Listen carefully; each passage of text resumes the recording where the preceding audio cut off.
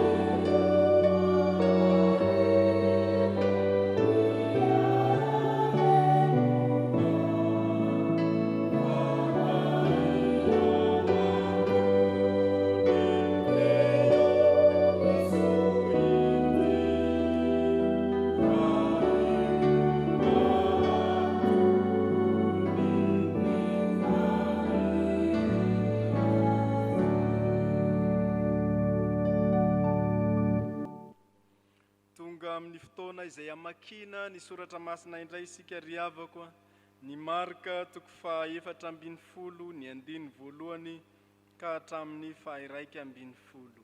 Marka 4:10 ny 2 ka hatramin'ny 1:20. Vakina amin'ny anaran'i Jesosy. Rehefa indroa andro sisa tsy ahatongavan'ny Paska, fihinanana ny mofo tsy misy masirasira, dia nitady sambotra ny Jesosy tamin'ny fitaka ny lohan'ny mpisorona sy ny mpanorandalàna mba hamonoany azy. Nefa hoy izy, tsy amin'ny andro firavoravoana fandrao ampitabataba ny vahoaka. Ary noho ny tany Betania Jesosy tao an-tranon'ny Simona Boka ka nipetraka ninana, dia avy ny vehivavy anankiray nitondra tavoara alabastara feno menaka manitra nisy narda sarobidy indrindra. Dia novakiny ny tavoara ka naidiny tamin'ny lohan'i Jesosy ny menaka, ary nisy ny sasany tezitra ka nifampilaza hoe, inona no anton'izao fandaniam-poana ny menaka manitra izao? Fa azo namidy ho lafo tsombo denari 300 iny menaka manitra iny ka omenany malahelo. Dia tezitra indrindra tamin'ireo vehivavy ireo. Fa hoy Jesosy taminy, avelao izy, nahoana ianareo no mampalahelo azy? Asa sonina nataony tamiko. fa ny malahelo dia eto aminareo mandrakariva, ary naoviana ny tianareo hanaovana soa aminy, dia mahazo manao ianareo, fa izaho kosa tsy mba ho eto aminareo mandrakariva. Efa nanao izay azony natao izy, namonjy, nanositra ny tenako hanamboarany ahy halevina izy, ary lazaiko aminareo marina tokoa, na aiza amin'izao tontolo izao nitoriana ny filazantsara, dia ho lazaina koa izao nataondra vehivavy izao mba ho fahatserovana azy. Ary Jodasy Iskariota, ilay isan'ny 12 lahy, dia nankao amin'ny lohan'ny mpisorona hamadika an' Jesoa aminy. Ary rehefa nandre izany izy ireo, dia faly ka nanaiky hanome vola azy. Ary Jodasy dia nitady izay andro hahazony mamadika azy. Amen. Ray Masino, manamasinanay amin'ny fahamarinana, ny teninao ny fahamarinana. Amen. Andeha hitsangana.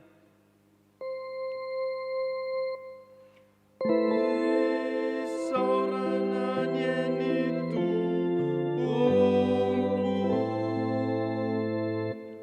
noho ny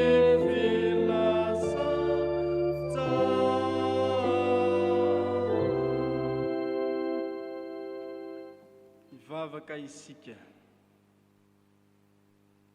Ry Jesosy Kristy mpamonjy anay io, izay nanolotra ny tenanao mba ho avitra isolovoinanay, tonga amin'ny fotoana izay manakaiky ny Paska izay nanoloranao ny tenanao hamonjenanay.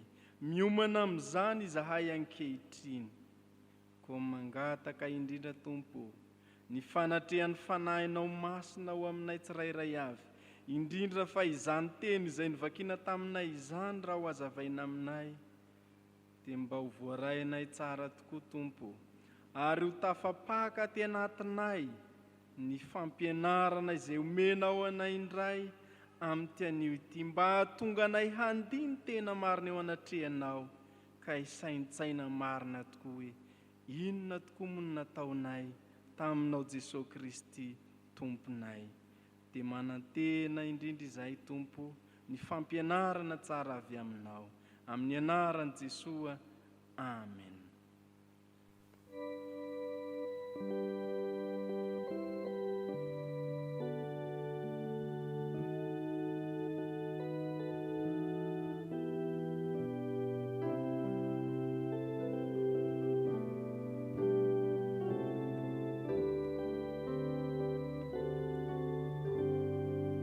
Petraka ianareo.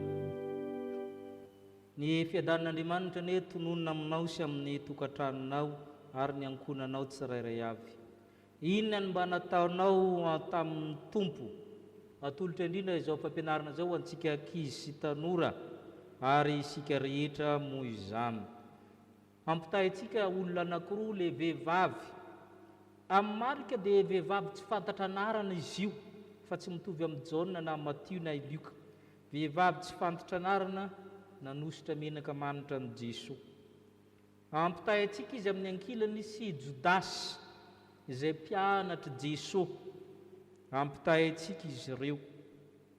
Le raha vehivavy hafahafa satria tonga tsy nantsona anatin'ny fanasan'olona. Sarotra zany a, ohatrany tsy malala fomba zany mitsofotsofoka fotsiny a amina fanasan'olona nisy nanasy Jesosy. I Simona boka eto, izy io tsy hoe boka ara-bakiteny fa zany ny fiantsona azy. Izay no ankilana. Ny andaminy kosa i Jodasy, hitantsika amin'ny 19:11. Voantso apôstôly, anankiray tsy voantso, anankiray voantso, any ny fanalahidy. I Jodasy dia isan'ny apôstôly, voantso isan'ny 12 lahy, olona nahazo ositra masina, olona efa nandroaka demonia, efa nanao fahagagana tamin'ny aran'ny Tompo. Ity vehivavy ity, inona moa nentiny moa? Menaka manitra sarobidy, asana inona moa zao ny menaka manitra lafo indrindra vidin'ny vehivavy amin'izao rehefa mandeha amin'ny chèque na waterfront na mankaiza fa lafolafo ihany izy ireny, indray amin'ny tavoahangy fa ohatrany gaga be ny tenanay fa ambonimbony ihany le chiffre mipetraka eo izy hoe zany ve ny vidin'ny zavatra tony ohatr'izay zany le entiny raha vehivavy ary novakina mihitsy le tavoangy anambarany fa izy rehetra nomen'ny tompo na foy ny sarobidy indrindra izy fa Jodasy eo ambany inona indray nataony Jodasy nivarotra ny Jesosy nivarotra ny Jesosy izy koa matetika hitsy fa lasa kely 30 le tenenina io tsy vola 30 ariary akory nanoarana azy fa mahavidy tany zany mahavidy tany loha anankiray ohatrina moa ny loha anankiray amin'ny tany zao ohatr'izay zany nividiny tombam-bidiny Jesosy io vola mahavidy tany ileny varotany Jesosy ny Jodasy fa tsy hoe vola kely 30 ariary tsy ariary akory na euro fa vola mahavidy tany hitantsika za dia zavatra anankiray hoe ny anankiray nahafoy ny anankiray nivarotra amin'ny Jesosy ny anankiray le tsy voantsy voailika tsy tanaty lista akory no nahafo amin'ny Jesosy fa le anankiray tao anatiny teo akaiky voantso voaositra nivarotra amin'ny Jesosy dia nandeha ny tantara rehefa nanositra menaka manitra raha vehivavy tezitra ny sasany teo mandany lany foana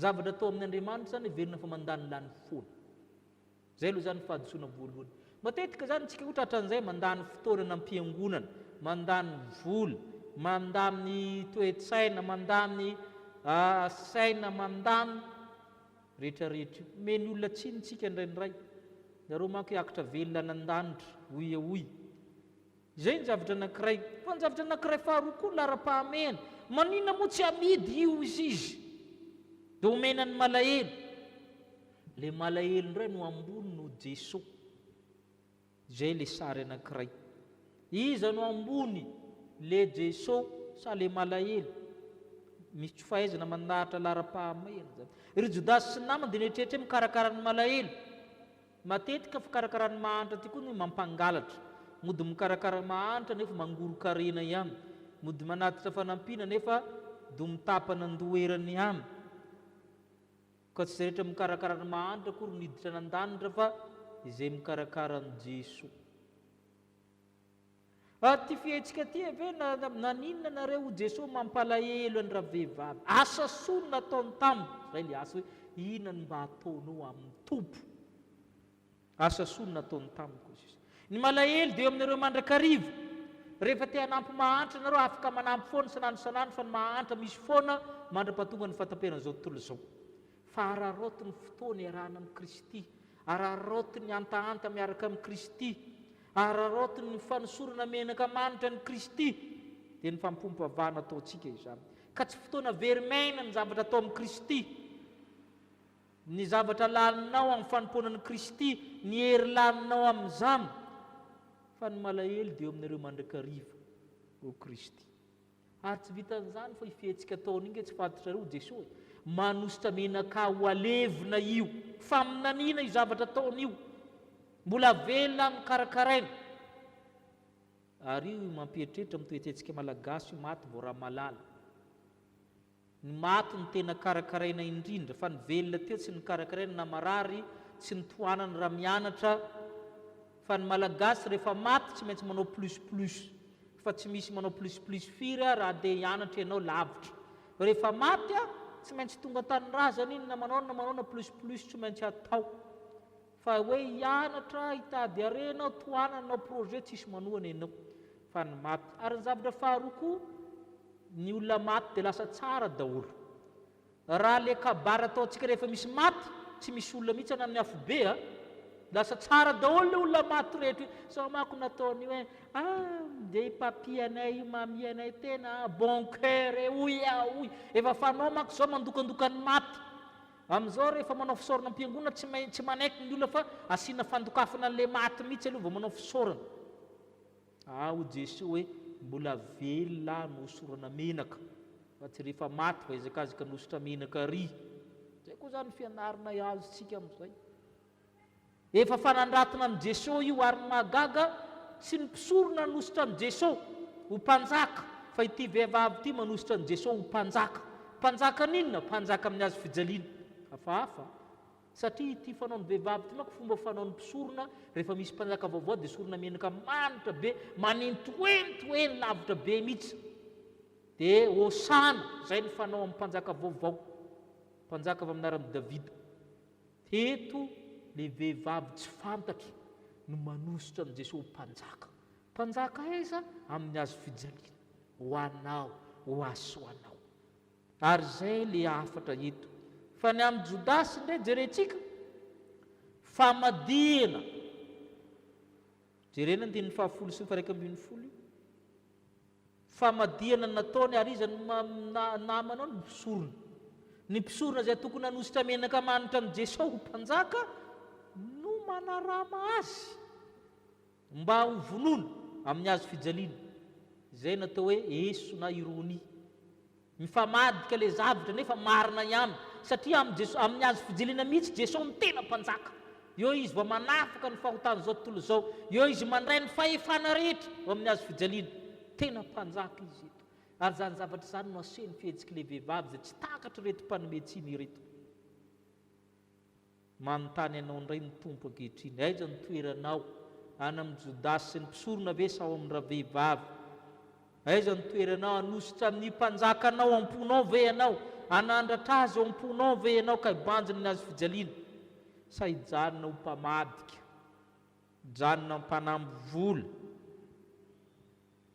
inona no ataonao amin'ny tompo zay le fanontaniana ny mahafanomezina ho an'i jesosy ny zava-dehibe ninona fonao amin'ny tompo no izy ho amin'ny tompo na raha ny mangatsika erany kompiara izy tsy adina akory ny valim-potia ary ho raketiny tantara zay rehetra ataonao amin'ny tompo tsy misy tsy tsaroana andininy fahasivy mba hovakitsika hoe andininy fahasivy ary lazaiko aminareo marina tokoa na aiza amin'izao tontolo zao notoriana ny filazantsara dia ho lazaina koa zao nataony raha vehivavy izao mba ho fahatsarovana azy tantaraina foana io zay tantaraintsika fa na jodasy koa ny tantaraina foana koa rehefa herinandro masiny tahaka zao tsika mitantara ny jodasy fa tantara tsara sa ratsy dia anjaranao fa tsy maintsy ho raketiny tantara izay rehetra ataonao na dia miafina azy izay rehetra ataonao ka isika nakenina ny lehibe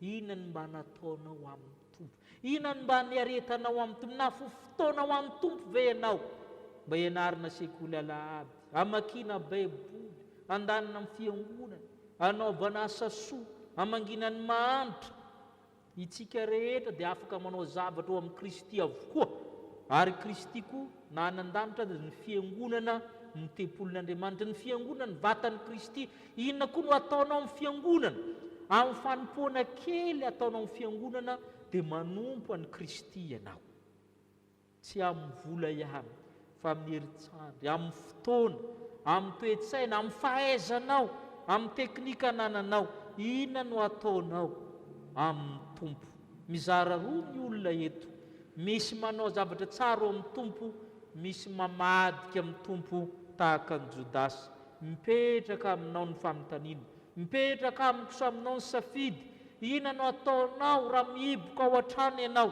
miandany amin'ny Kristy ve ianao manao zavatra ho an'ny Kristy ve ianao sa manao zavatra ho an'ny Satana amin'izay isika anao zavatra ho amin'ny Kristy mandrakariva ka ho amin'ny Kristy mandrakariva amin'ny tompo ino mitsangana ambaravarana izy ka mandondona raha misy mihain'ny fendy hiditra ho aminy dia hiara-misakafo amintsika izy ka hitoetra amintsika ho an'Andriamanitra rery ny voninahitra amen.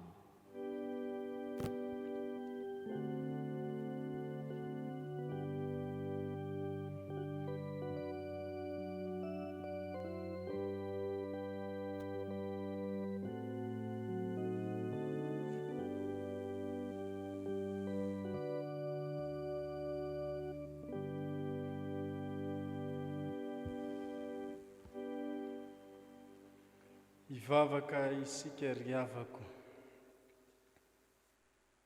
inona no nataonao tamin'ny tompo mampandiny tenanay izany loha hevitra izany Jesosy Kristy. Olona ronona mbara tao amin'ny teninao izay noazavaina teo, dia ilay vehivavy izay nahafoiny tsara indrindra ho anao Jesosy Kristy. Ary teo ihany koa anefa i Jodasy izay namadika anao Tompo, ka niraitsikoombakomba tamin'ny ratsy hamono anao. Jesosy, tsy hainay ny mametraka ny laharam-pahamehana eo amin'ny fiainanay. Tsy mba manao anao laharam-pahamehana tahaka izay nataondra vehivavy voatantara teo izahay. Ny nampietry anao Jesosy Kristy tamin'ny alalan'ny famadianay anao toy izay nataon'i Jodasy, izany nataonay fa tsy mba nanositra anao Jesosy Kristy ho mpanjaka eo amin'ny fiainanay, ho mpanjaka ao am-ponay. Tsy mahafoiny tsara ho anao izahay Jesosy, tsy mba tantara tsara no avelanay fa zavatra tsy mahamenatra, izany nataonay, kanefa dia mpanomponao izahay. Ankehitriny Jesosy, diovy izahay. Raha sitrakao dia mamindra-fo aminay, ka avelao heloka izahay. Amin'izao sisa izao, ravina ndray izany fampianarana izany izahay, dia vonina ny hanao ny tsara, ka hanompo anao Jesosy Kristy Tompo amin'ny fonay manontolo, hametraka anao laharam-pahamehana amin'ny fiainanay, tsy efa ny fisainanay, na dia vonina tahaka izany azy izahay raha tsy omban'ny fanahinao masina, satria fantatra ao ny fahalemenay.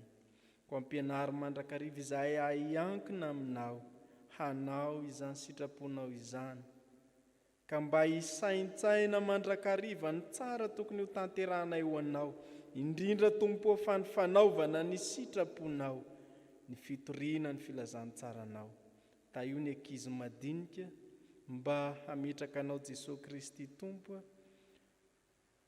loha laharana amin'izay rehetra tanterahany, ary tsy izy ireo ihany, ny tanora ny ray aman-dreny, dia anao Jesosy Kristy Tompo aneno hampahery ny tsirairay, ka hahatonga anay hanao zava-dehibe, ny asa ho anao Andriamanitray.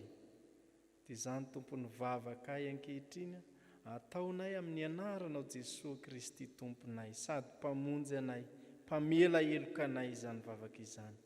Amen.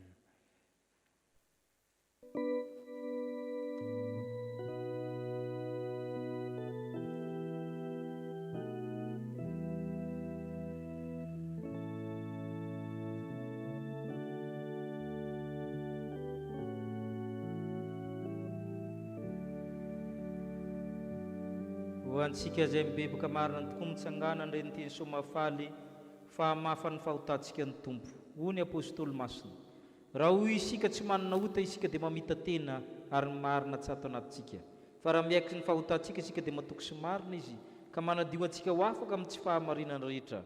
Anaka, raha misy manota dia manana mpisolo vava ao amin'ny ray isika dia Jesosy Kristy le marina, ary izy avotra tsy noho ny fahotantsika ihany fa noho ny fahotana zao tontolo zao koa.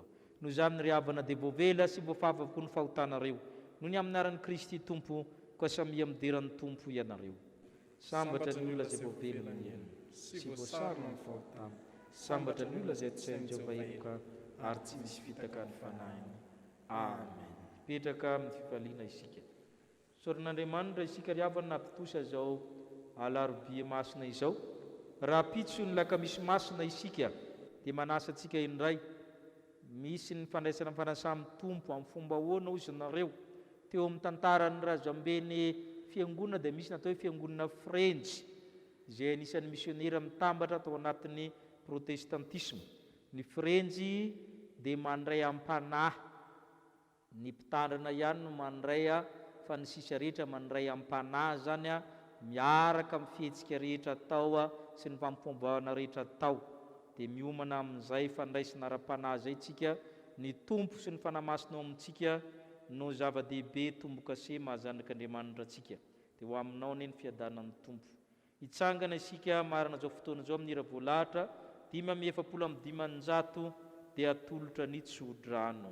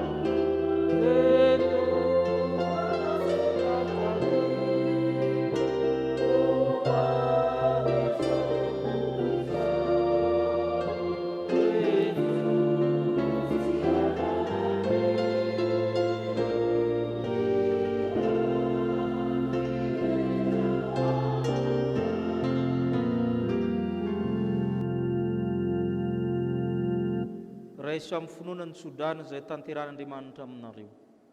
Ary Andriamanitra ny fiadanany namasinareo samy ho tanteraka, ka aoka ho arovana avokoa na ny tokantranonareo ny fanahinareo ny ainareo ho tanteraka ianareo tsy hanantsina amin'ny fiavian'i Kristy Tompontsika. Fa Andriamanitra ny fiadanana, Andriamanitra ny fampinoana le efa tiantsika ne hanome fahasoavana sy famindram-po amintsika, ka ho tahina raha miditra, ho tahina raha mivoaka amin'ny tokantranonao. Amen. Petraka hivavaka mangina isika.